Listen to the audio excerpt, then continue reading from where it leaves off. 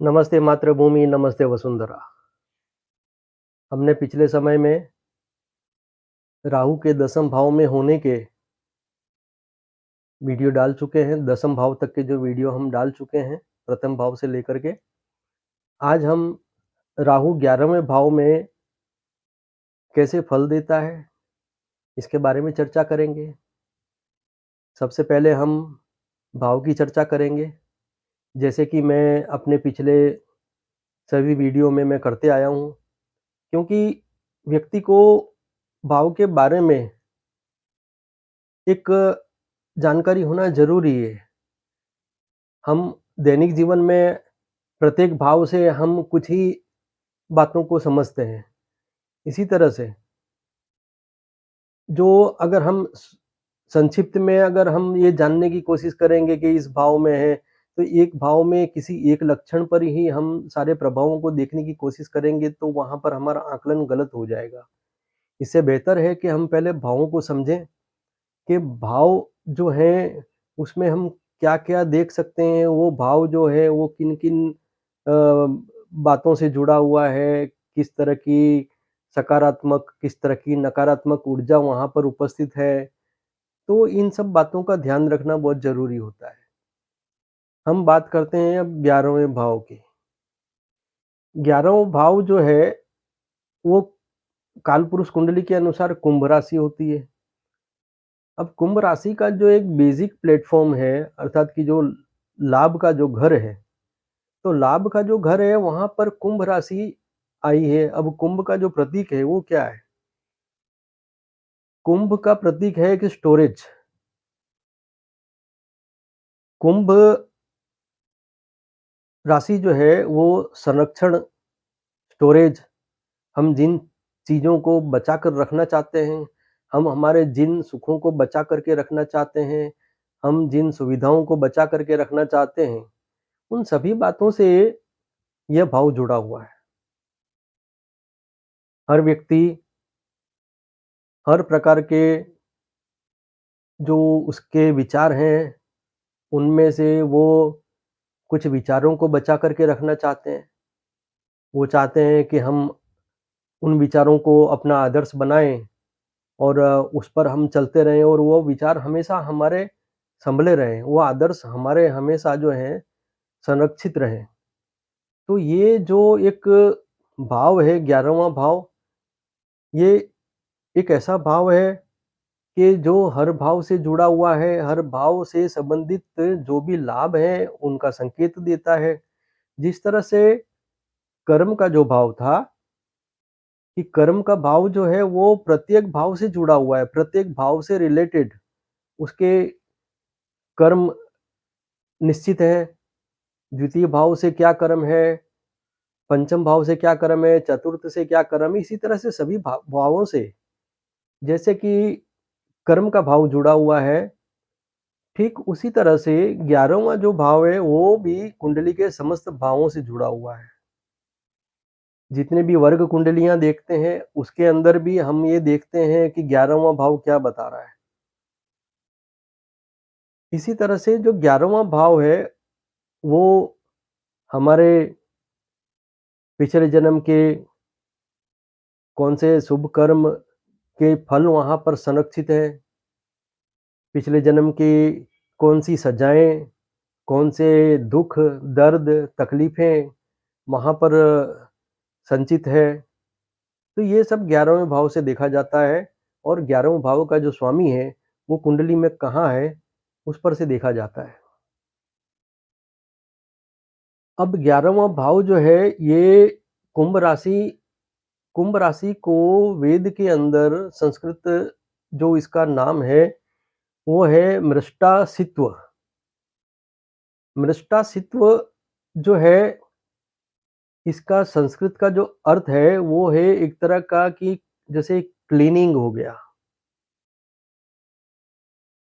हो गया, पॉलिश्ड हो गया, अर्थात कि ये जो भाव है, इस भाव का जो स्वामी है, वो हमारी ज़िंदगी के जो भी ऋणानुबंध हैं, उनको क्लीन करता है।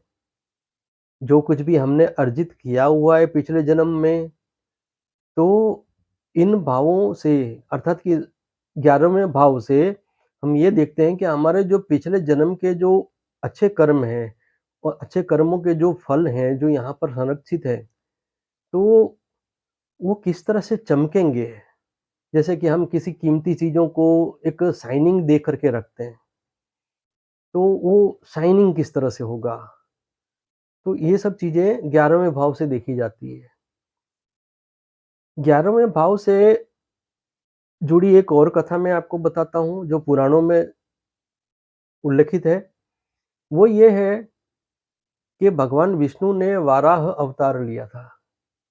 अब ये वाराह अवतार जो है, इसमें कथा इस तरह से है कि पृथ्वी जो है वो उसके चारों ओर जल उभर रहा था और पृथ्वी जो है वो जल के भीतर डूबती चली जा रही थी। तो जीव सृष्टि जो है वो खतरे में आ गई थी और भगवान विष्णु ने फिर वाराह अवतार लिया। वाराह अवतार ले करके वो जल के बीच कूद गए और जो पृथ्वी जो जल में डूबती जा रही थी, उसको अपने सींगों पर उठा करके पानी की जो ऊपरी सतह है, वहाँ पर ला करके उसको स्थित कर दिया।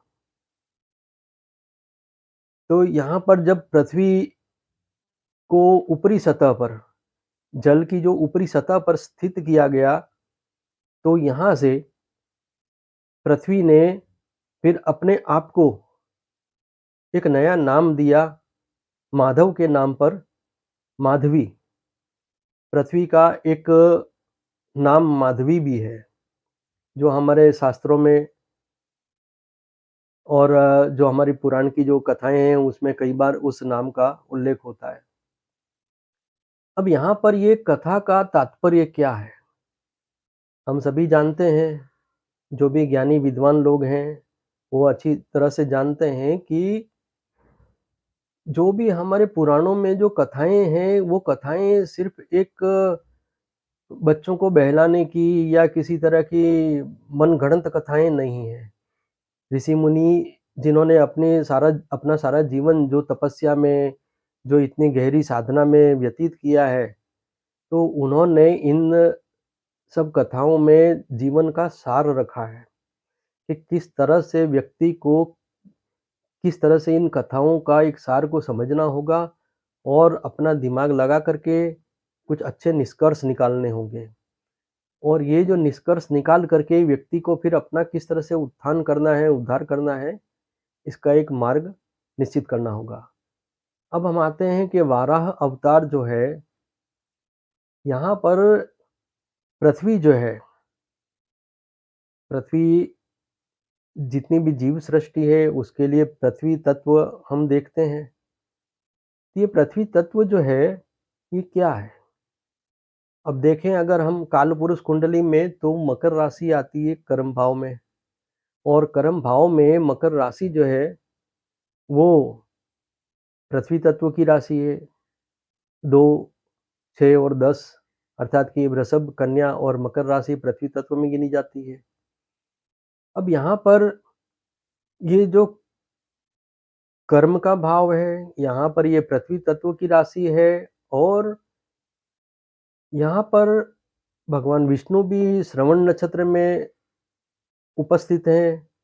तो यहाँ पर ये जो है पुराणों में इस कथा को इस संदर्भ में बताया गया है, जिसे आज मैं आपको एक साइकोलॉजिकल एंगल से बताता हूँ, मनोवैज्ञानिक दृष्टिकोण से बताता हूँ, कि क्या होता है कि जब किसी भी व्यक्ति ने अपने जीवन की शुरुआत की, अर्थात कि अपने व्यवसाय, व्यापार, नौकरी के लिए जब व्यक्ति प्रयास करने लगा, लंबे समय तक जब व्यक्ति प्रयास करता रहता है और उसको जितना लाभ मिलना चाहिए अगर उतना लाभ नहीं मिलता है, तो ऐसी सूरत में क्या होता है कि कुछ टाइम के बाद में धीमे-धीमे वो जो है उसका मन, उसका जो शरीर है वो निष्क्रिय होता चला जाता है।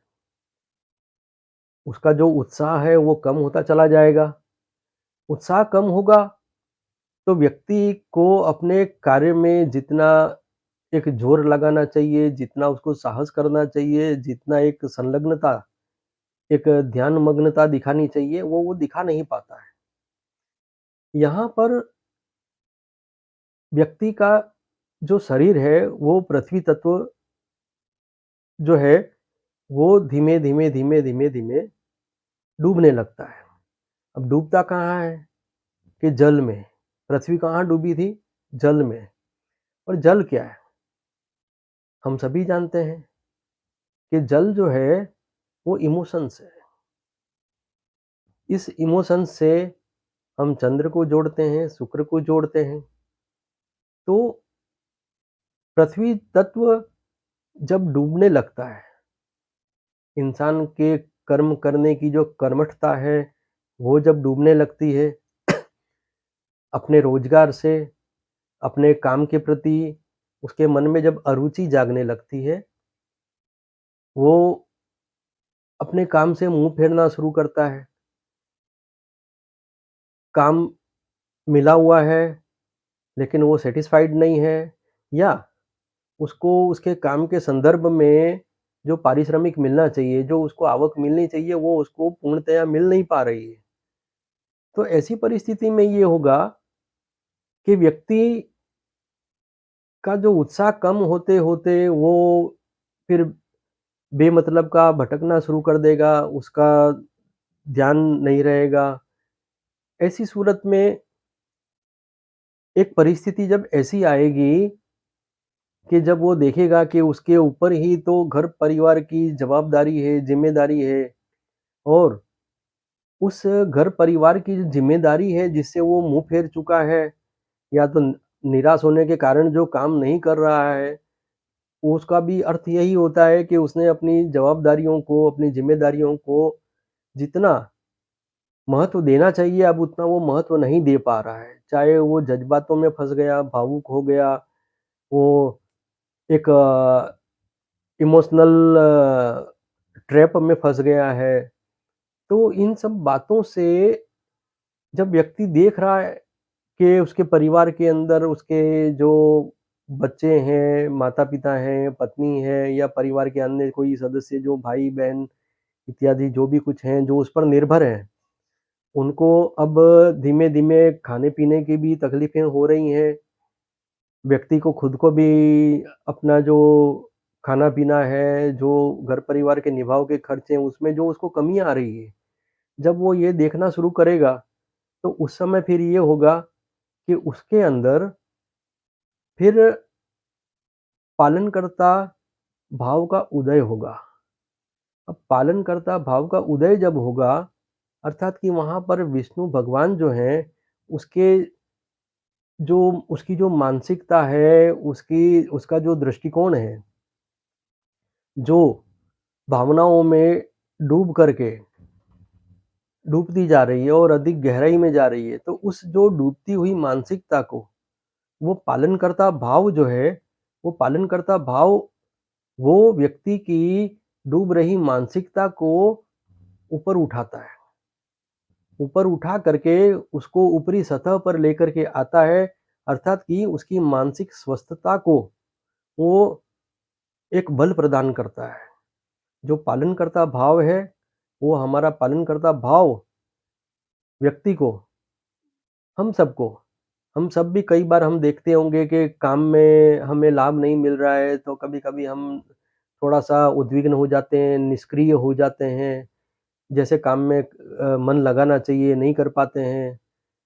तो ऐसी परिस्थितियों में जब पालनकर्ता भाव जागता है, अर्थात कि जब हमें एहसास होता है, किसी भी व्यक्ति को जब ये एहसास होता है कि अरे! ये मेरे घर में तो अब खाने-पीने की भी तकलीफ़ें हो रही है, तो फिर वो क्या सोचता है कि चलो मन के मुताबिक ना सही, मेरा जो मन चाहता है कि मुझे इतना लाभ हो, इतना मुझे फल मिले, इतना मुझे कीमत मिले अपने काम की, वो नहीं भी मिल पा रही है, तो वो सोचता है कि चलो जो कुछ भी मिलेगा कम से कम मेरे परिवार का पालन-पोषण तो हो जाएगा।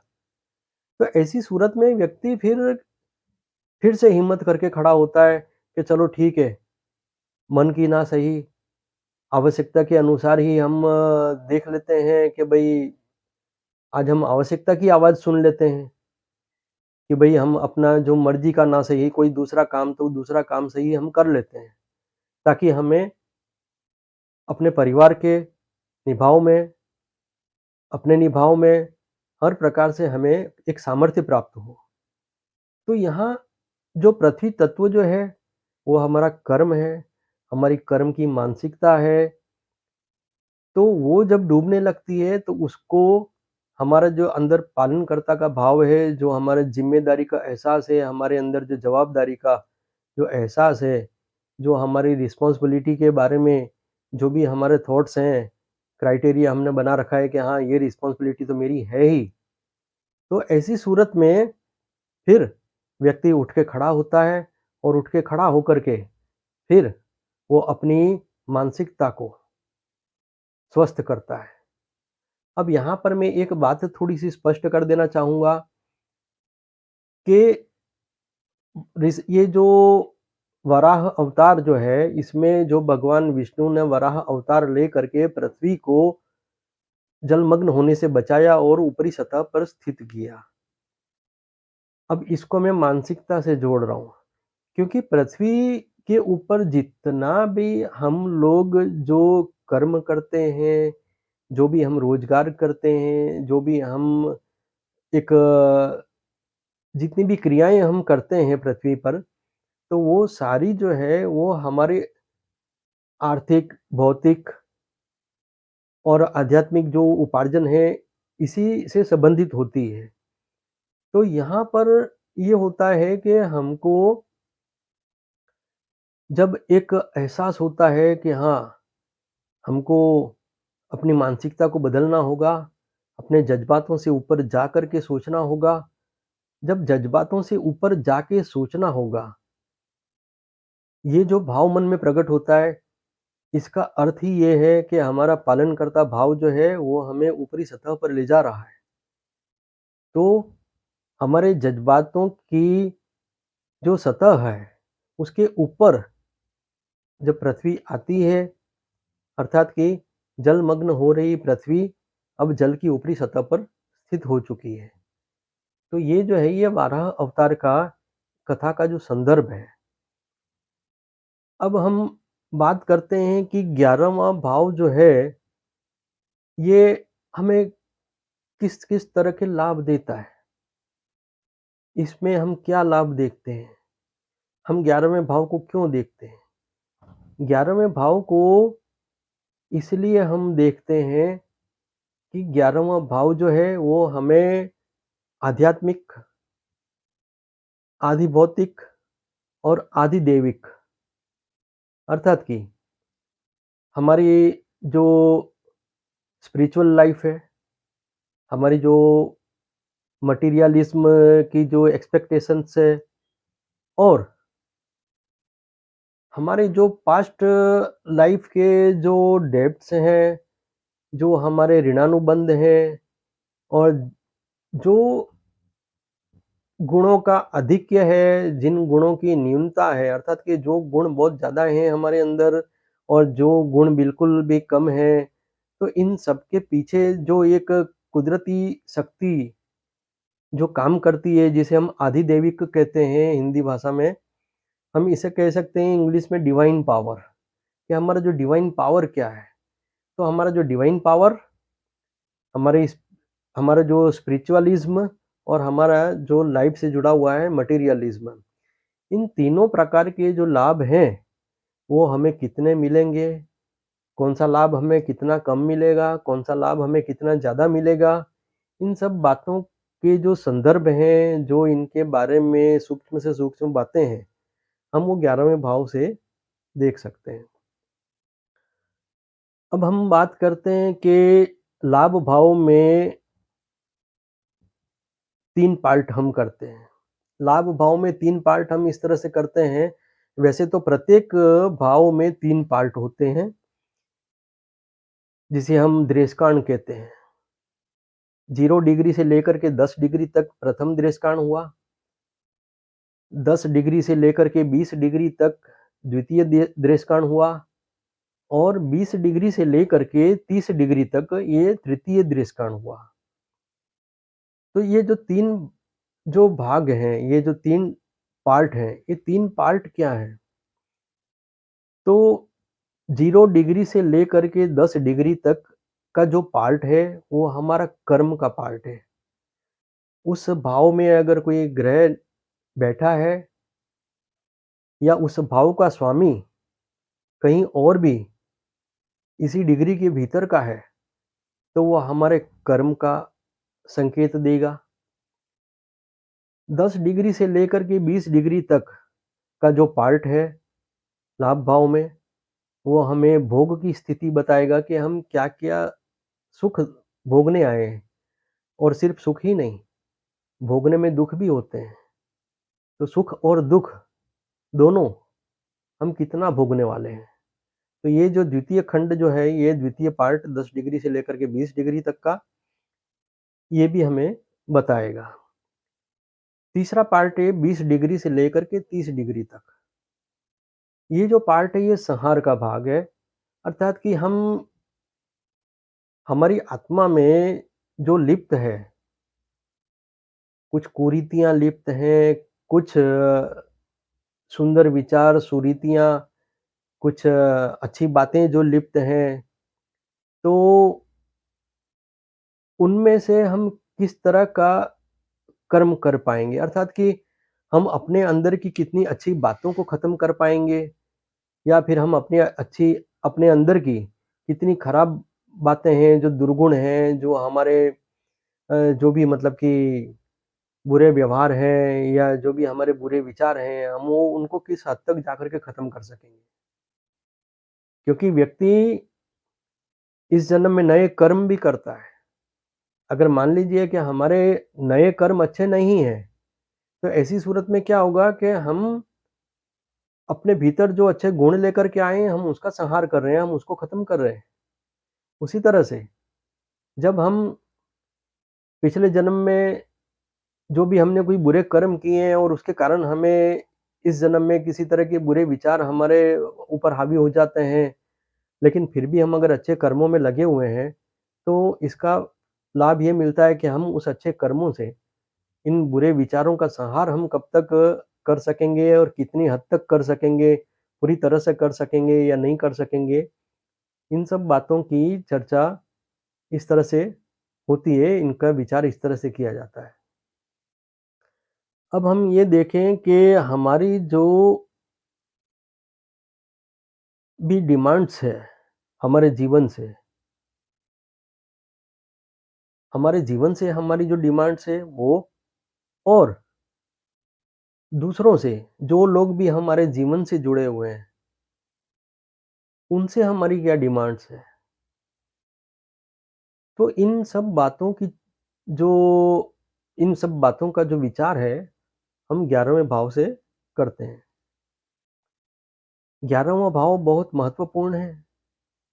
11वें भाव का एक नाम है हर। हर का अर्थ होता है कि हरण करना, हरना। हम सभी जानते हैं कि पुराने समय में जब युद्ध हुआ करते थे, तो सेना नायक, सेनाएँ हिंदू देश की, मतलब कि हमारे भारत की, हिंदू राष्ट्र की, हर हर महादेव के नारे लगाया करती थी। तो ये जो 11वां भाव है, ये हर है। यहाँ पर महादेव के एकादश रुद्र उपस्थित हैं। 11वां भाव बहुत ही महत्वपूर्ण भाव है। महत्वपूर्ण अगर मैं कहूँ तो हम सभी जानते हैं कि हर तरह के लाभ हम इस जीवन में आए हैं, तो हर तरह के लाभ पाने के लिए आए हैं, हर तरह के लाभों को कमाने के लिए आए हैं। लक्ष्य हमें क्या मिला है, ये हमें 11वां भाव बताता है। 11वां भाव का स्वामी भी हमें बताता है कि हमें कौन-सी ज़िम्मेदारियाँ, जवाबदारियाँ पूरी करनी है और हमारे सामने क्या लक्ष्य है। 11वें भाव का एक नाम और भी है, वो है लक्ष्य। देखिए, जो 11वां भाव है, उसके बिल्कुल सामने का जो भाव है, वो पंचम भाव है। हम सभी अच्छी तरह से जानते हैं कि पंचम भाव जो है वह हमारा बुद्धि का भाव है, हमारा लर्निंग का भाव है, हमारे निरंतर विद्याभ्यास का, अध्ययन का भाव है। तो 11वां जो भाव है, ये हमारा लक्ष्य है। हमें अपने अध्ययन से, हमारे प्रयास से, हमारी निरंतर जो ऊर्जा का उपयोग हमको करना है, उससे हमको किस लक्ष्य की प्राप्ति करनी है, हमें कौन-सा लक्ष्य पूरा करना है। ये संकेत जो है ये 11वां भाव हमें देता है। अब हम ये देखें कि 11वां भाव अगर हमें शुभ फल दे रहा है या किसी को भी शुभ फल दे रहा है, तो उसका एक सीधा-सा अर्थ आप ये लगा सकते हैं कि ऐसा व्यक्ति जो है वो अपने जीवन में जो उच्च प्रकार की वस्तुएँ हैं, उच्च प्रकार का जो ज्ञान है, एक उच्च प्रकार की जीवन शैली जो है उसको अपनाएगा। ऐसा पर्सन ग्रीडी ऑफ नॉलेज होगा। वो ज़्यादा से ज़्यादा जानना चाहेगा, उसको एक रस होगा कि मैं ज़्यादा से ज़्यादा जानूँ।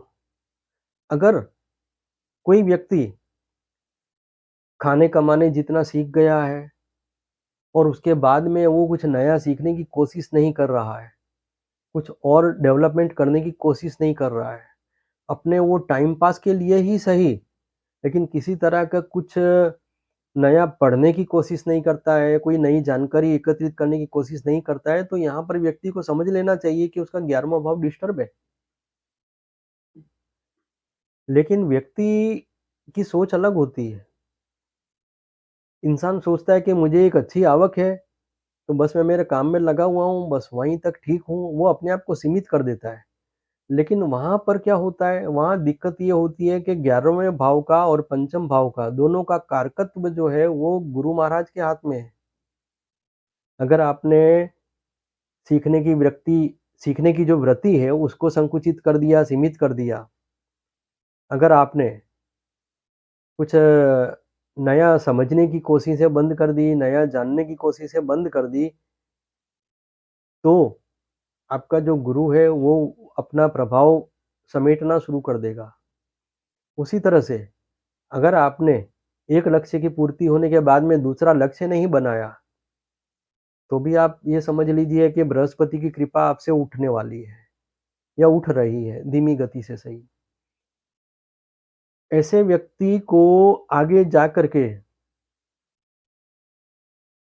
एहसास होगा कि उसने जो कुछ भी हासिल किया था, वो उतने तक ही सीमित रह गया और आज वो जितना कुछ भी हासिल किया हुआ था, आज वो निरर्थक हो गया, क्योंकि बृहस्पति का प्रभाव वहाँ से हट चुका है। तो वो जो कुछ भी पिछले समय में हासिल करके बैठ चुका था, जो पूरा कर चुका था और सोच रहा था कि बस बहुत हो गया, इतना तो अब इससे ज़्यादा करने की ज़रूरत भी क्या है? क्यों दिमाग खराब करना? क्यों आगे कुछ सोचना? क्यों नया कुछ पंगा लेना? कुछ नया मतलब कि एक साहस करना। तो ये जो परिस्थितियाँ आती है जिस तरह की, इसमें यही एक व्यक्ति के लिए एक अ, कैद हो जाती है, उसके लिए एक सीमा निर्धारित हो जाती है कि ऐसा व्यक्ति अपने आप को सीमित कर देता है और वहाँ पर बृहस्पति से जो और भी अधिक लाभ मिल सकते हैं, उसको वो अपने आप ही रोक देता है। 11वां भाव जो है पॉज़िटिव होता है, तो ऐसा व्यक्ति अपने आप को ऊँचाइयों पे और भी ऊँचाइयों पे और भी ऊँचाइयों पे वो उठाता चला जाता है। उसका निरंतर प्रयास ये बना रहता है कि मैं कुछ न कुछ करता जाऊँ, कुछ न कुछ करता ही जाऊँ। आखिरी साँस तक वो व्यक्ति अपने आप को किसी न किसी तरह की जिज्ञासा से, किसी न किसी तरह की उत्कंठा से बाँधे रखता है। 11वां भाव नेगेटिव जब होता है, नेगेटिव जो फल हैं 11वें भाव के, तो वहाँ पर ये परिस्थिति होती है कि व्यक्ति ने पिछले समय में जो भी कारोबार किया था, जो भी गुण उसको मिले थे और जहाँ तक वो सीमित रहा था, तो वो एक स्टेज आने पर, एक समय आने पर वो सारा उसका जो हुनर है वो निरर्थक हो जाता है। तो व्यक्ति को चाहिए कि वो अपने आप को और ज़्यादा से ज़्यादा डेवलप करता रहे। 11वें भाव का लाभ व्यक्ति तभी उठा सकेगा अधिक से अधिक कि वो अपना डेवलपमेंट, अपना लर्निंग, अपना जो उसका मेंटल प्रोसेस है, वो सब का डेवलपमेंट वो बंद ना करे। उसे कंटिन्यू करे, चालू रखे, सोचना चालू रखे, कुछ अच्छा काम करने की दिशा में कुछ अपना प्रयत्न चालू रखे, ये बहुत ज़रूरी है। 11वां भाव नकारात्मक फल तब भी देता है कि जब व्यक्ति ज़रूरत से ज़्यादा भाग्य केंद्रित हो जाए या फिर लाभ केंद्रित हो जाए। जैसे कि नवम भाव का जो मैंने वीडियो बनाया था राहु का, उस समय भी मैंने कहा है कि व्यक्ति जब भी भाग्य पर ज़्यादा केंद्रित होगा, तो क्या होगा उसका कर्म शिथिल हो जाएगा। उसकी कर्म में एकाग्रता कम हो जाएगी। अब आप सीधा-सा कनेक्शन देख सकते हैं कि जब कर्म में शिथिलता आएगी, व्यक्ति का काम करने का प्रमाण कम होता चला जाएगा अगर वो भाग्य से आशा लगा के बैठा है कि बस तकदीर मेरी देगी मेरे को और भी मेरे को लाभ मिलते रहेंगे, ये होता रहेगा। कोई अचानक से अगर कुछ लाभ मिल गया है उसको जैसे, तो ऐसी सूरत में क्या होगा कि व्यक्ति भाग्यवादी बन जाएगा कि हाँ, किस्मत तो दे ही रही है, मैं तो किस्मत का खाने के लिए पैदा हुआ हूँ। तो वहाँ कर्म उसका शिथिल हो जाएगा। जब कर्म शिथिल हो जाएगा, तो एक समय तक जो लाभ उसको मिल रहे हैं, वो धीमे-धीमे फिर बंद हो जाएँगे या कम हो जाएँगे और फिर ये होगा कि लाभ भाव जो है, वो एक तरह से फ्रीज़ हो जाएगा। वो एक तरह का जो प्रोडक्टिविटी है उसकी वहाँ पर वो खत्म हो जाएगी। तो यहाँ हमें ये चाहिए कि हमारा जो कर्म है, कर्म का धन लाभ है, तो हमारे कर्म में शिथिलता नहीं आनी चाहिए। चाहे हम अपने मन का इच्छित कर्म कर रहे हैं या नहीं कर रहे हैं, लेकिन कर्म में शिथिलता ना आने पाए और कर्म में शुद्धि रहे। लाभ का प्रमाण बढ़ेगा, लाभ का प्रभाव बढ़ेगा, जो लाभ मिलेगा, वो लाभ जो है उसका जो लंबा समय हम वो लाभ का आनंद ले सकेंगे। तो हमें ये चाहिए कि हम बहुत ध्यान से इन बातों का विचार करें कि लाभ भाव जो है उसको सुदृढ़ रखने के लिए, उसे स्ट्रेंथ देने के लिए हमें कर्म पर भी केंद्रित रहना पड़ेगा। सिर्फ़ लाभ पर केंद्रित होने से हमें लाभ नहीं मिलेगा।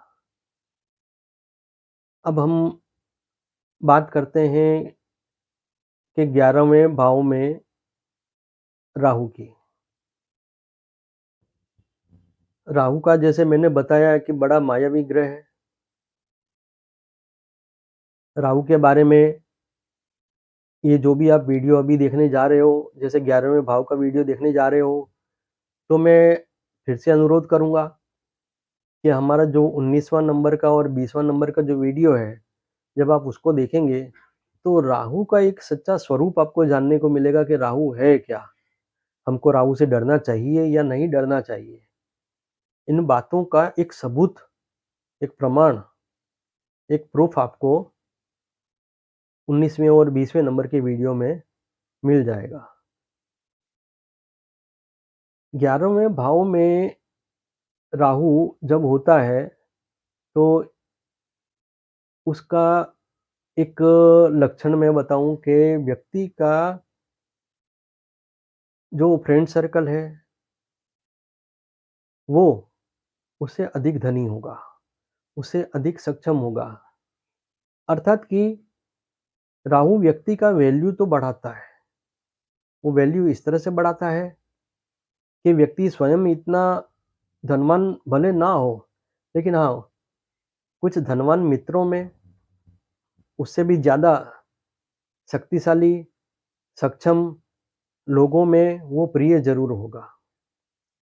ये 11वें भाव के राहु का एक एक लक्षण है। दूसरा ये है कि 11वें भाव का जो राहु होता है किसी व्यक्ति का, नेगेटिव पॉजिटिव की बात तो हम बाद में करेंगे, लेकिन 11वें भाव में जब राहु हो, तो ज़्यादातर ये देखा गया है कि व्यक्ति के जीवन का आरंभिक 40 वर्ष का समय अच्छा नहीं निकलेगा, लेकिन उन 40 वर्षों के बाद का जो जीवन है, वो बड़ी उच्च कक्षा का निकलेगा। और ये भी देखा गया है कि 11वें भाव के राहु वाला व्यक्ति, उसका शुरुआत का 40 वर्ष बहुत अच्छा निकला है। 40 साल तक की उम्र उसका बड़ा रसूख रहा है, उसका बड़ा समाज में मान-सम्मान रहा है, धन, मान, यश, कीर्ति सब में वो बड़ा ही भरपूर आनंद उसने उठाया है। और 40 साल की उम्र के बाद में उसके हाथ से सब कुछ ऐसे निकलता चला जा रहा है, जैसे हाथ में से रेत निकल जाती है। तो ये 2 तरह की बातें राहु के 11वें भाव में होने के कारण देखने में आती है। आरंभिक जो समय काल है, वो खराब निकलेगा, या बाद का जो समय काल है, 40 साल के बाद का जो समय काल है, वो खराब निकलेगा। ये दोनों बातें जानने के लिए एक दूसरा गणित इसमें लगता है, अर्थात कि पूरा कुंडली का जो विश्लेषण किया जाता है, उसके अंदर ये चीज़ें निकल के आती हैं। और ये इसके अंदर, जैसे कि मान लीजिए कि किसी व्यक्ति का 40 साल तक का समय पीरियड खराब चल रहा है, तो वो 40 साल तक का जो पीरियड खराब चल रहा है, वो क्या निरंतर एक जैसी फ्रीक्वेंसी में ही चलेगा, कि फिर उसमें कुछ कभी बदलाव भी आएँगे? तो हाँ, उसके अंदर कुछ न कुछ बदलाव ज़रूर आएँगे। जैसे कभी कोई दुष्प्रभाव पड़ रहा है 40 साल की उम्र तक का राहु के कारण, तो वहाँ पर कभी-कभी दुष्प्रभावों में कमी आएगी, शुभ प्रभाव भी देखने को मिलेंगे। लेकिन वहाँ दुष्प्रभावों की संख्या अधिक होगी, दुष्प्रभाव का समय काल तो अधिक ही होगा। लेकिन हाँ, जैसे कभी-कभी बारिश पड़ जाती है, तो एक ठंडक हो जाती है, इस तरह का सुख भी राहु देता है। और 40 साल की उम्र के बाद का जो समय काल है, उस समय काल में अगर किसी व्यक्ति का बुरा समय शुरू हो गया है, तो उसमें भी यही परिस्थिति देखने को मिलेगी कि कभी-कभी कोई ऐसा सुख भी उसको मिलेगा कि उसके मन को तृप्ति हो जाएगी कि चलो, लंबे पीरियड से मैं परेशान हूँ, लेकिन चलो कुछ ये तो एक अच्छा खुशी का समाचार मिला। तो ये चीज़ें जो हैं, ये देखने में आती है।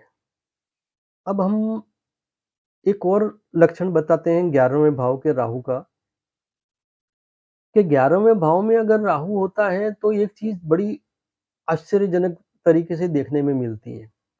राहु चाहे यहाँ पर नेगेटिव फल दे रहा हो, या चाहे यहाँ पॉजिटिव फल दे रहा हो, लेकिन ऐसा व्यक्ति बड़ा हिम्मती रहेगा। उसके साहस में, उसके मनोबल में कभी कमी नहीं आएगी। ये बिल्कुल एक डेफ़िनेट बात है। मैंने आज तक 11वें भाव में राहु वाले व्यक्तियों की कुंडलियाँ देखी है। बहुत कुंडलियाँ मेरे पास में इस तरह की आई है। पिछले कितने वर्षों से मैं देखता आ रहा हूँ। आज से लगभग 23-24 साल पहले मैंने किसी की कुंडली देखी थी। 11वें भाव में राहु था, नेगेटिव उसको परिणाम देने वाला था। लेकिन हिम्मत मैंने उसकी देखी है जो काबिल-ए-तारीफ़ है। बड़ा मतलब कि बुलंद व्यक्ति है। उस इंसान ने अपने जीवन में आश्चर्यजनक मैं कहूँ तो बड़े से बड़े नुकसान उसने देखे, लेकिन वो 2 घड़ी के अंदर ऐसे कपड़े झाड़ करके खड़े हो जाता है सारी परेशानियों को, कि जैसे कि वो उसने कपड़ों पे लगी कोई धूल झाड़ी हो। तो बड़ी बुलंदी रहती है ऐसे व्यक्ति में। इंसान की हिम्मत बड़ी काबिल-ए-तारीफ़ होती है। बहुत ही मतलब कि हिम्मती व्यक्ति होता है वो। राहु 11वें भाव में हो, तो मैं मानूँगा कि ऐसा जातक जो है वो किसी तरह के विशेष ऋणानुबंध को लेकर के आया है। वो किसी विशेष, अर्थात कि दूसरे जितनी भी लग्न भाव वाली कुंडलियाँ हैं, या जो भी मतलब कि कुंडलियाँ हैं, उनके मुकाबले में 11वें भाव में राहु अगर है किसी की भी कुंडली में, चाहे लग्न कोई भी हो, 11वें भाव में चाहे कोई भी राशि हो, लेकिन अगर इस भाव में अगर 11वें भाव में अगर राहु है, तो ये एक बात 100% फिक्स हो गई कि व्यक्ति कोई विशेष ऋणानुबंध लेकर के आया है, व्यक्ति कोई विशेष कर्म को पूरा करने के लिए आया है, या तो वो कोई अच्छा काम करने के लिए आया है, या फिर वो कोई बुरा काम करने के लिए आया है, लेकिन वो अपना लक्ष्य पूरा करके जाएगा। ये बात डेफ़िनेट है। 11वें भाव में राहु हो, तो सीधी-सी बात आती है कि पंचम भाव के अंदर केतु आएगा। अब पंचम भाव में अगर केतु आता है और 11वें भाव में राहु है, तो आप समझ जाइए कि ये कुंडली विशेष क्यों है। कुंडली विशेष इसलिए हो गई है कि यहाँ पर पंचम भाव का जो कारकत्व है, वो भी गुरु बृहस्पति हैं, और 11वें भाव का जो कारकत्व है, वो भी गुरु के हाथ में है, बृहस्पति का है। 11वें भाव में जब राहु बैठ जाता है, पंचम भाव में केतु होता है, ऐसे व्यक्ति के जीवन में समस्याएँ आएँ, ना आएँ, कोई सुख आए, ना आए, कोई दुःख बना हुआ है, बना रहे, वो कुछ भी हो, लेकिन ऐसे व्यक्ति जो अपना गोल लेकर के आए हैं इस धरती पर, वो गोल पूरा करते हैं। अब हम बात करते हैं कि राहु के नेगेटिव परिणामों की। राहु नेगेटिव परिणाम तब देता है कि जब जिस नक्षत्र में बैठा हो, उस नक्षत्र का जो स्वामी है, वो कहीं बुरे स्थान में बैठा हो। राहु जिस नक्षत्र में बैठा है, उस नक्षत्र का जो स्वामित्व है, वो राहु से शत्रुता रखने वाले ग्रह का हो। तो यहाँ पर राहु नेगेटिव परिणाम देता है। राहु का 11वें भाव में प्रतिकूल होना, वो व्यक्ति को कुछ विचित्र प्रकार की प्रकृतियों से जोड़ेगा, विचित्र प्रकार के कर्मों से जोड़ेगा। जब 11वें भाव का स्वामी अगर कहीं अस्त है या कहीं पर पीड़ित है, तो भी राहु वहाँ पर बहुत ज़्यादा एक प्रचंड, मैं कहूँगा कि ताप देता है। व्यक्ति की आवक में हमेशा कठिनाई बनी रहेगी, व्यक्ति के पास में सब कुछ होते हुए उसका असंतोष हमेशा बलवान रहेगा। उसकी उद्विग्नता अपनी पराकाष्ठा पे होगी। उसके पास संसार की चाहे जितनी भी जो कुछ भी चीज़ें उसके पास हों, वारसागत रूप से जो मिलती है, जो पैतृक संपत्तियाँ मिलती है, उन सब के होते हुए भी व्यक्ति कहीं न कहीं गलतियों पे गलतियाँ करता चला जाएगा। उसके जो भी कर्म हैं, वो कलंकित होते चले जाएँगे, और इतना ही नहीं, वो व्यक्ति एक हद तक जाकर के पागलों जैसी हरकतें भी करता हुआ दिखेगा। नेगेटिव राहु के जो फल हैं यहाँ पर, वो बड़े व्यापक होंगे। अगर ऐसे समय में गुरु की परिस्थिति कहीं थोड़ी ठीक-ठाक हो, तो व्यक्ति का बचाव काफ़ी हद तक हो जाता है। लेकिन ये देखा गया है कि 11वें भाव में अगर राहु नेगेटिव परिणाम देता है, तो ऐसा व्यक्ति अगर अपनी पैतृक संपत्ति के कारण कहूँ या फिर उसकी खुद की कोई आर्थिक स्थिति ठीक-ठाक हो, तो भी असंतोष तो उसका रहेगा, रहेगा, लेकिन एक विशेष लक्षण देखने को मिलेगा कि वो मुफ्त की चीज़ें हासिल करने में लगा रहेगा। ऐसा व्यक्ति जो है वो कहीं न कहीं ये सोचेगा बस मुझे मुफ्त में कहाँ से कुछ मिल जाए। वो छोटी-छोटी बातों में या कोई बड़े लाभ हों, कुछ भी हो, वो मुफ्त की बड़ी उसकी आशा लगी रहेगी। मुझे मुफ्त में मिल जाए, कुछ करना ना पड़े, जो सुख चाहिए, जो मुझे साधन चाहिए, सारा मुफ्त में चाहिए उसको। ये एक नेगेटिव राहु की यहाँ पे एक निशानी है। नेगेटिव जब राहु होता है तो एक बात और भी होती है कि व्यक्ति मान लीजिए किसी नौकरी में है, अब उस नौकरी के अंदर उसका कुछ अच्छा प्रमोशन भी हो गया और मान लीजिए कि वो किसी व्यापार में जुड़ा है और किसी व्यापार से संदर्भित कोई समय काल ऐसा आया कि उसको कोई बहुत बड़ा लाभ मिल गया।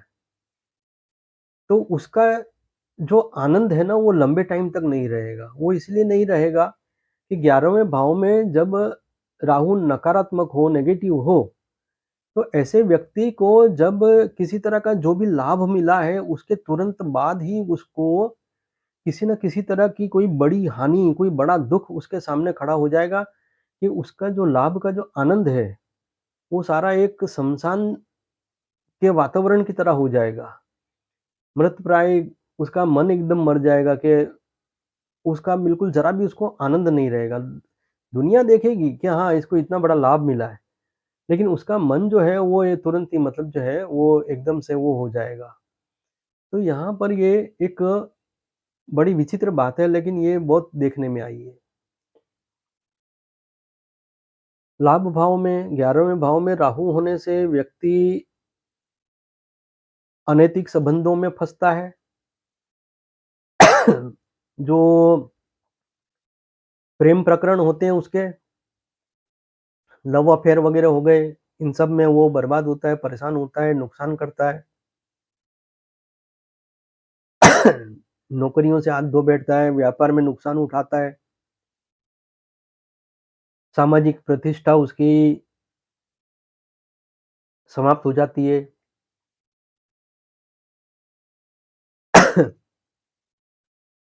उसका मान लो कि उसका पढ़ाई-लिखाई का उसका समय काल है, अगर उसका विद्या काल का समय है, तो वो पढ़ाई-लिखाई से डिस्टर्ब हो जाएगा, उससे उसका अलगाव हो जाएगा।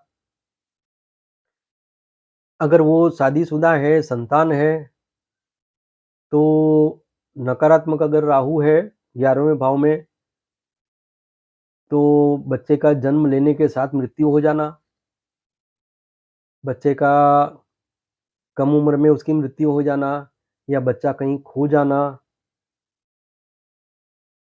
किसी न किसी तरह का उसके संतान सुख में भी कमी आती है। 11वें भाव के राहु में और पंचम भाव के केतु में ये भी देखा गया है कि ऐसे व्यक्ति की संतान नहीं होती, चाहे वो 1 शादी कर ले, 2 शादी कर ले, 3 शादी कर ले, संतान नहीं होगी। ये भी देखा गया है। 11वें भाव में जब राहु नकारात्मक परिणाम देता है, तो ये भी देखा गया है कि ऐसा व्यक्ति कहीं विदेश में जा कर के किसी न किसी तरह का कोई गलत काम कर बैठता है, कोई गलती कर बैठता है, इसकी वजह से उसको वहाँ जेल हो जाती है।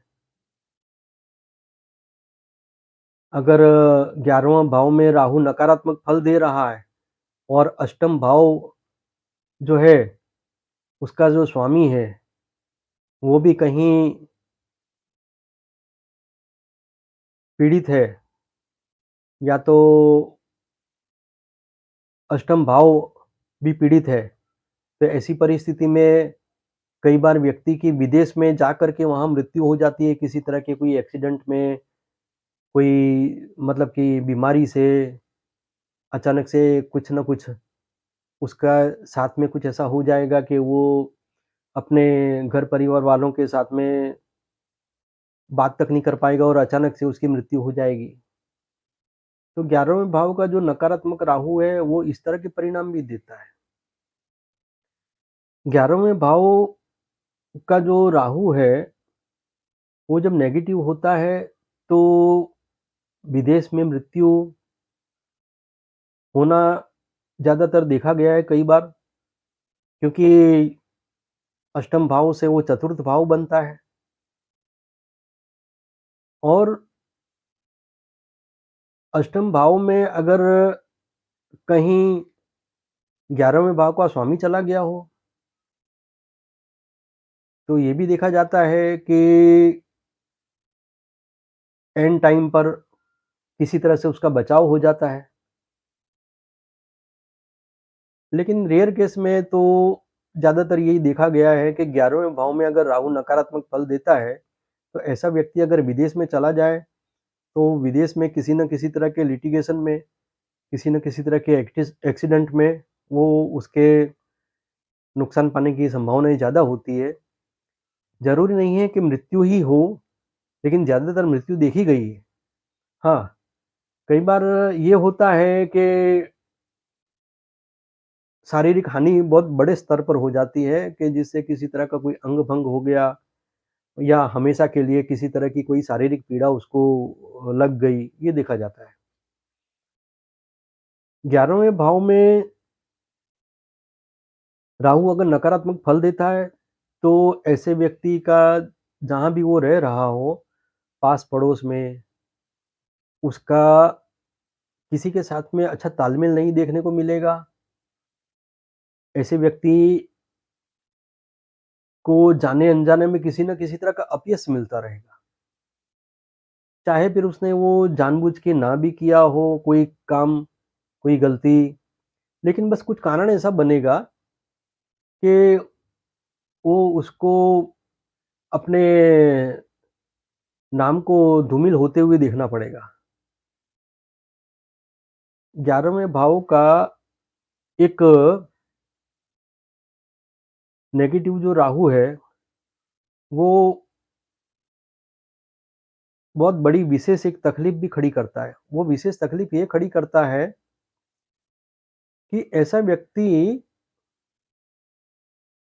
अपनी सफलता पे किसी न किसी तरह का एकदम से अहंकार कर लेगा, एकदम से वो अहंकार में आ जाएगा, चाहे सफलता कोई बहुत बड़ी ना हो। लेकिन जो भी सफलता उसको मिली है, उसपे वो एकदम से अहंकार उसका इतना प्रबल हो जाएगा कि उसमें वो अपना विवेक, वाणी सब पे से नियंत्रण खो देगा। उसका कारण ये है कि 11वें भाव से गिनने पर जो चतुर्थ भाव बनता है, वो बनता है वाणी का और वाणी का जो भाव है, वहाँ से जो सप्तम भाव है, अष्टम भाव अर्थात कि अष्टम भाव से भी चतुर्थ गिनने पर 11वाँ भाव आता है। अष्टम से चतुर्थ 11वाँ और 11वें से चतुर्थ जो है वो द्वितीय भाव। तो ये जो एक राहु की पोज़ीशन यहाँ हो जाती है, यहाँ पर बहुत विचित्र परिणाम देखने को मिलता है। मैं एक किस्सा बताता हूँ जो छोटा-सा है कि एक कोई कोंद्रेटी रेलेव करके एक व्यक्ति हुआ था रसिया में। ये सन 1825 के आसपास का कुछ समय है। वहाँ पर निकोलस प्रथम जो राजा बना था, तो उस राजा को जैसे ही सिंहासन सौंपा गया, तो इस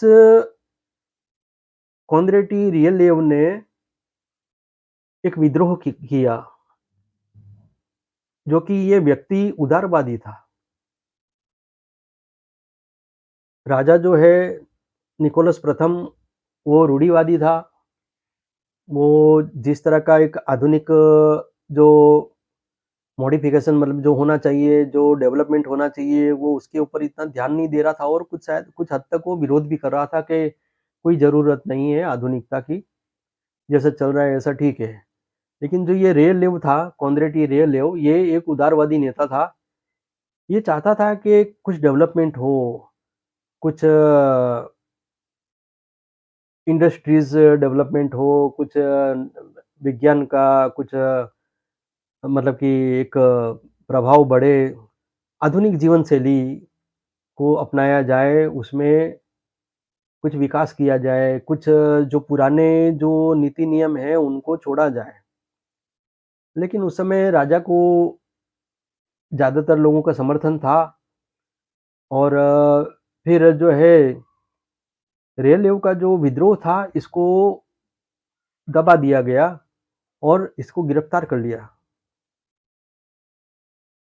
तो जब रेलदेव को गिरफ्तार किया गया तो इसको फांसी की सज़ा सुनाई गई। जिस दिन फांसी दे रहे थे, उस समय ये हुआ कि जिस रस्सी पर इसको लटकाया जा रहा था, वो रस्सी टूट गई और ये प्राकृतिक रूप से मरने से बच गया। अब प्राकृतिक एक नियम था कि एक प्रयास किया जाएगा, जैसे फांसी देने का, और अगर बाय चांस रस्सी टूट जाती है या किसी तरह का कोई भी कारण हो जाता है या किसी तरह से भी उसको फांसी देने के बाद भी अगर किसी वजह से फिर से अगर वो कहीं ज़िंदा हो गया, तो फिर उसको नहीं मारा जाता था, उसको माफ़ कर दिया जाता था। जैसे ही रेलदेव को फांसी पे लटकाया गया, रस्सी टूट गई तो वो नीचे गिर गया। नीचे गिरा, उसको थोड़ी-सी चोट-वोट लगी, लेकिन वो उठ के खड़ा हो गया और जैसे ही वो उठकर खड़ा हुआ तो उसने सोच लिया कि अब तो मैं बच गया हूँ। जैसे ही उसने देखा और महसूस किया कि मैं बच गया हूँ, बस वो तुरंत एकदम से अपने उसमें आ गया फ़ॉर्म में और अहंकार में, और उसने तुरंत ही एक ऐसा वाक्य बोल दिया कि ये जो रूस वाले हैं, इनको तो एक रस्सी तक बनाना ढंग से नहीं आता है। ये कैसा राजा है, कैसा इसका प्रशासन है कि एक रस्सी तक तो इसके राज्य में ढंग से बन नहीं पाती है। तो जब ये स्टेटमेंट उसने दे दिया, अब ये हुआ कि वो वहाँ खड़ा अपना-अपना जो मतलब है वो भड़ास निकाल रहा था। कुछ ना कुछ उटपटांग बोले जा रहा था। और यहाँ ये हुआ कि जब सैनिक दौड़ करके गए राजा के पास में, बोला कि भई इस तरह से रस्सी टूट गई है और वो तो बच गया है, तो अब क्या करेंगे? तो राजा ने बोला कि चलो ठीक है भई, मैं अब ये तो नियम है, अब तो उसका जो मृत्यु की सज़ा है अब उसको माफ़ कर देते हैं, अब तो माफ़ी दे देते हैं उसको। तो राजा माफ़ीनामे पर साइन करने जा रहा था। इतने में राजा ने सैनिक से पूछा कि वो क्या, जो बच गया है रियलिव, तो वो क्या बोल रहा है, खुश है? तो सैनिक ने बोला कि महाराज वो तो ऐसा बोल रहा था कि ये राजा के राज्य में एक रस्सी तक तो ढंग से बन नहीं सकती है, तो ये और तो क्या अच्छा बना सकेंगे।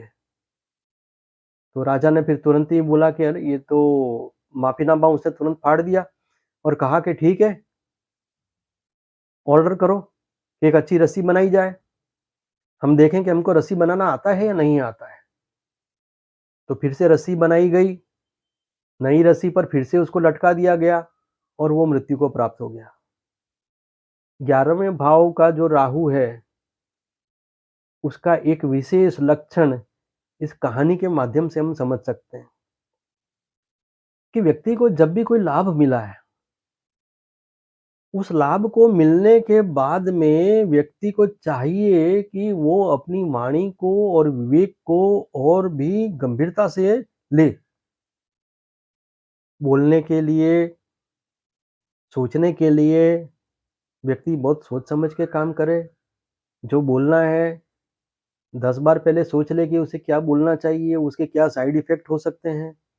ये ना हो कि छोटी-सी सफलता तो मिल गई, लेकिन वो कल को फिर किसी बहुत बड़े नुकसान को ला कर के खड़ा कर दे। हम सभी जानते हैं कि बोलने की जो वृत्ति है व्यक्ति की, जिसमें ख़ास करके व्यक्ति जब किसी को नीचा दिखाने की कोशिश करता है, किसी तरह का लाभ मिल जाने पर एकदम से घमंड में आ जाता है, अहंकार में आ जाता है। तो ऐसी सूरत में जब व्यक्ति अनाप-शनाप बकने लगता है या किसी तरह की कोई अनाप-शनाप हरकत करता है, कुछ भी ऊट-पटांग हरकतें करता है, ऊट-पटांग बकवास करता है, तो ऐसी सूरत में वो अपना लाभ जो कमाया हुआ है, वो तो खो देता है और उसके बदले में किसी न किसी बहुत बड़ी उपाधि को, किसी न किसी तरह की और बहुत बड़ी समस्या को, बहुत बड़े नुकसान को वो आमंत्रण दे देता है। 11वें भाव के राहु वाले व्यक्ति विशेष रूप से इस बात की सावधानी रखें कि किसी भी तरह की सफलता पे वो किसी तरह का ऐसा घमंड ना कर लें कि जिसकी वजह से उनको इस तरह का कोई नुकसान मोल लेना पड़ जाए। ये तो हुई 11वें भाव के नेगेटिव राहु की। अब हम 11वें भाव के पॉजिटिव राहु की बात करते हैं। राहु जब पॉजिटिव होता है 11वें भाव में, तो ऐसा व्यक्ति एक वाक्य में 10 वाक्य बोल जाता है। व्यक्ति की बहुत गहरी सूझ होती है। ऐसे व्यक्ति अपनी बातों में इतने गहरे गहन अर्थ लिए हुए होते हैं कि कई बार विद्वान व्यक्ति भी उसकी बातों पे से संकेत जो मिल रहे हैं उसको पकड़ नहीं पाते। 11वें भाव में जब राहु पॉजिटिव होता है, तो ऐसे व्यक्ति का जो भी एक्शन है, जो भी काम है, बड़ा ही नपा-तुला होता है। ना तो उसमें रत्ती भर की कोई कमी होगी, ना ही उसके परिणाम में रत्ती भर की कमी देखी जाएगी। जो भी व्यक्ति ने लक्ष्य बनाया है कि मुझे ये लक्ष्य करना है पूरा, वो 100 इंटू 100 उसको कंप्लीट कर लेगा। 11वें भाव में राहु जब पॉजिटिव होता है तो उसकी एक खास विशेषता ये देखी जाती है कि चाहे वो कितना भी बड़ा व्यक्ति हो या कितना छोटा व्यक्ति हो या जो कुछ भी हो, लेकिन वो जिसको भी साथ देगा, तो उसका वो अंत तक साथ निभाएगा, हमेशा उसका साथ निभाएगा। राहु पॉजिटिव 11वें भाव में हो, तो ऐसा व्यक्ति अगर एक बार कह देगा कि हाँ, मैं तुम्हारा साथ दूँगा, मैं तुम्हारे काम में तुम्हारे साथ हूँ, तो वो फिर ज़रा भी कहीं बीच में अपने मन को 19-20 नहीं होने देगा। उसकी पूरी एकाग्रता उसके निर्णय के साथ में होगी। उसने जो भी निर्णय लिया है, उसमें वो पूरी एकाग्रता से उस पे लगा रहेगा। राहु जब पॉज़िटिव होता है 11वें भाव में, तो ऐसे व्यक्ति को विज्ञान में, पुरातत्व विभाग में, पुरातत्व का अर्थ है कि जैसे कि मतलब कि जो भी रहस्यमयी बातें हैं, जैसे ज़मीन के अंदर क्या-क्या कला स्थापत्य कोई होते हैं, जो जिसको व्यक्ति खोजने वाले खोजते हैं। फिर जैसे कि समुद्र के अंदर जा कर के किस जगह पे तेल मिलेगा, किस जगह पे कौन-सा खनिज मिलता है, ज़मीन के भीतर में कौन-सा कोई विशेष पदार्थ पड़ा हुआ है।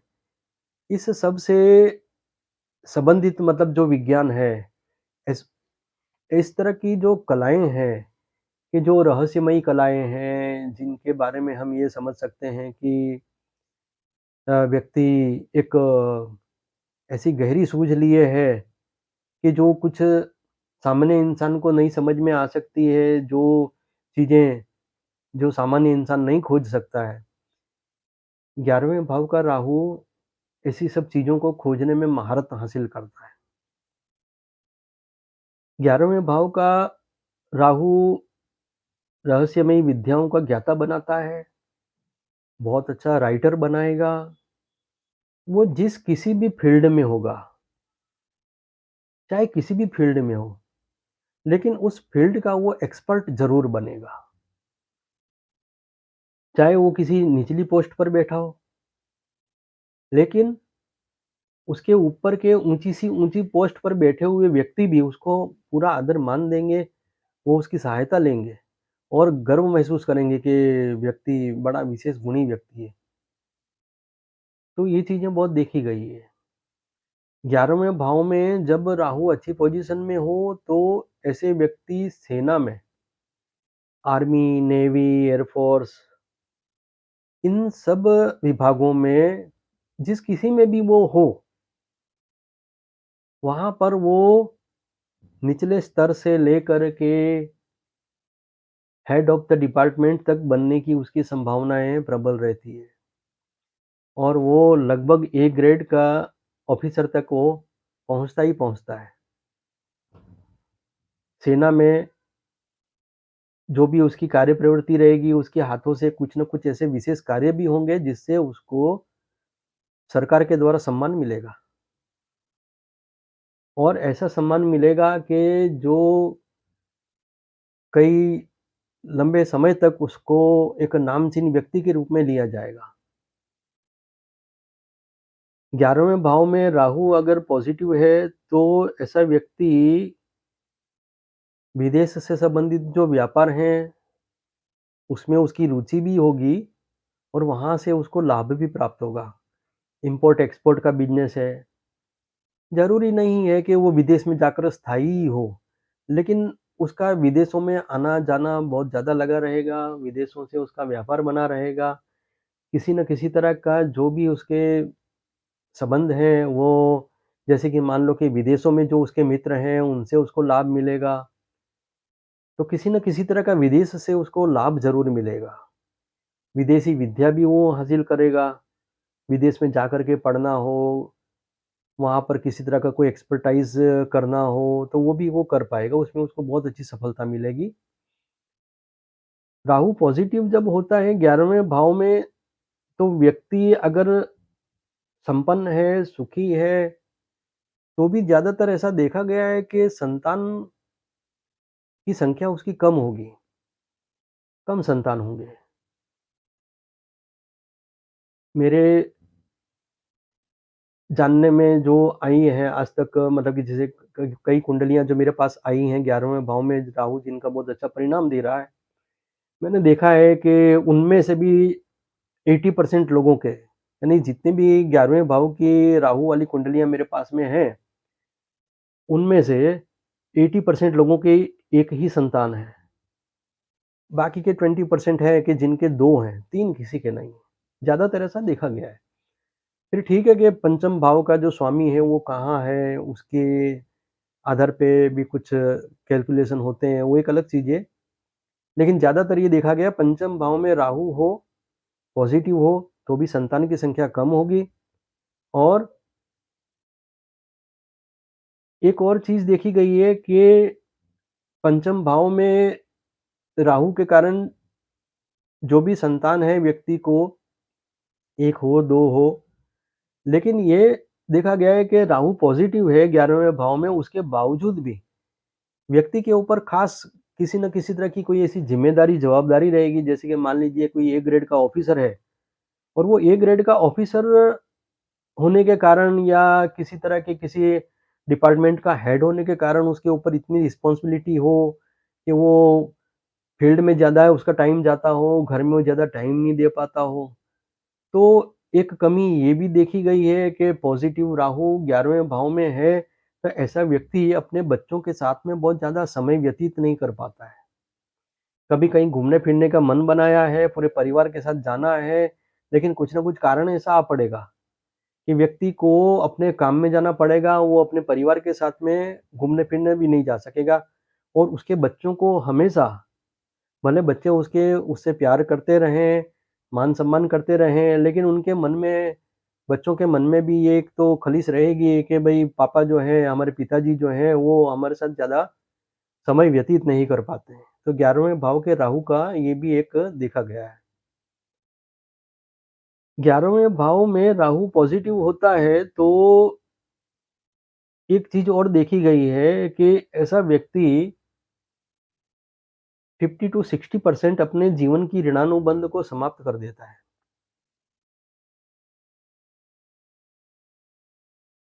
अगर 11वें भाव में राहु के साथ अगर कोई शुभ ग्रह आ गया है,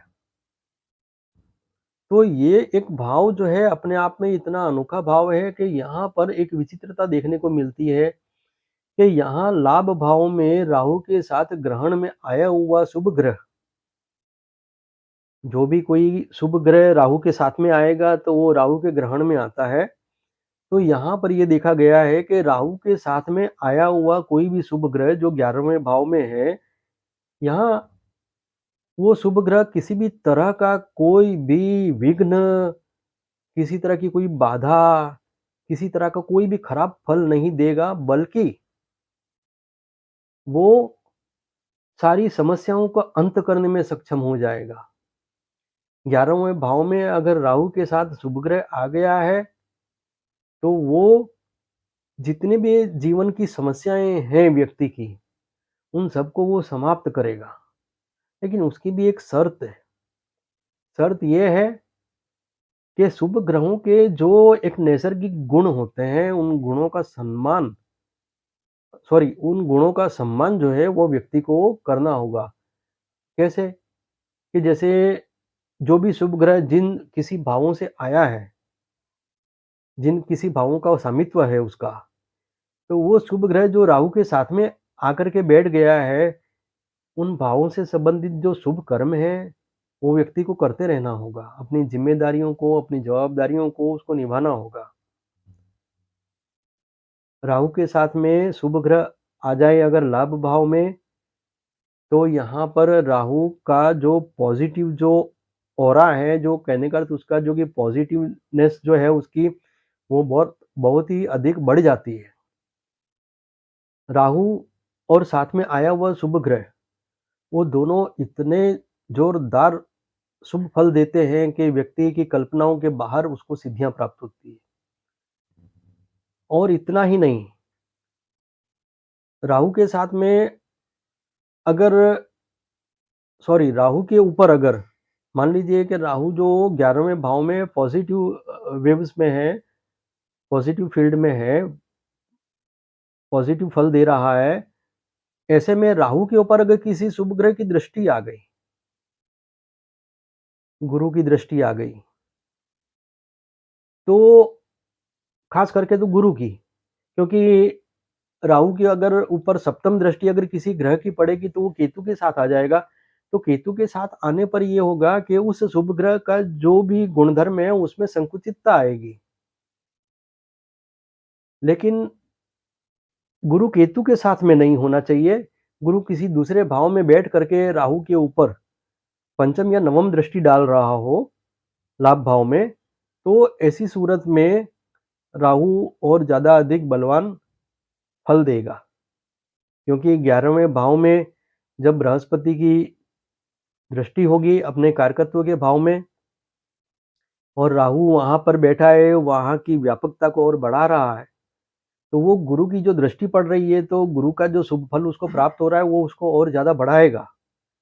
तो यहाँ पर ये होगा कि व्यक्ति को बहुत ज़्यादा अधिक से अधिक उसको श्रेय मिलेगा, सम्मान मिलेगा, यश मिलेगा और अखंड कीर्ति उसको प्राप्त होगी। राहु का 11वें भाव में जो मैंने फल बताया है, तो इसमें मैं 2 उदाहरण आपको दे सकता हूँ। एक ओशो रजनीश, हम सभी जानते हैं कि रजनीश जी का जो तर्क रहा है धर्म के बारे में, जो भी कुछ उन्होंने बातें रखी है, ये बहुत ही विचारने लायक हैं। आज भी रजनीश की कोई भी पुस्तक अगर कोई व्यक्ति पढ़ना शुरू करता है, तो वो बिना रजनीश की प्रशंसा किए वो रह नहीं सकता। जो कीर्ति रजनीश को मिली है, इसी तरह से